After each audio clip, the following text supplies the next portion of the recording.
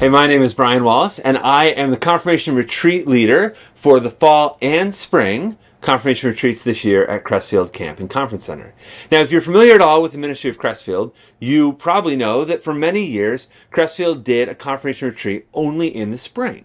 And in fact, this past spring, we had the first one since the spring of 2019, all thanks to, of course, COVID. And at the end of that retreat, the feedback we got was positive. There's some constructive comments. But one of the things that stood out to me the most was this. This was really helpful to let our group connect and really get to know one another. The problem with that is, of course, that was the end of the year for most of those kids who are going through confirmation. And that got us thinking, what would it look like to do a confirmation retreat in the fall? Some of you may have heard of what's called the 14-hour effect. I don't know exactly where this came from. In circles I've run, it's been ascribed to Roger Nishioka.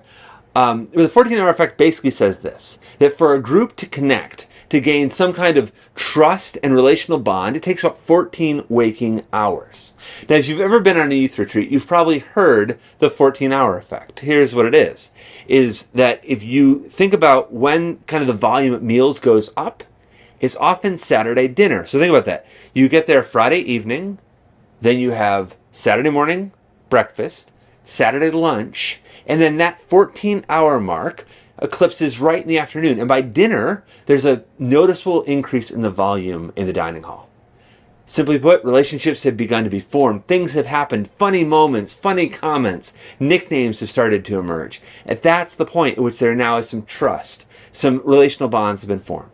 So the goal of this year's confirmation retreat, the fall one, is to maybe jumpstart that for you and your group, to spend those 14 waking hours together so that you're able to develop some trust, that some of the conversations and the relationships that need to happen early on so that your group can work together throughout the rest of the year could happen sooner in the year.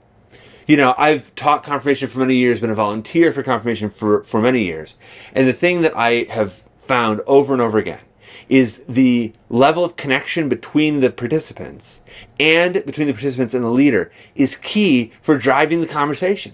Kids are more likely to be honest about questions. They're more honest to raise things. They're more honest to answer questions we pose to them if they feel like they can trust one another and the leader.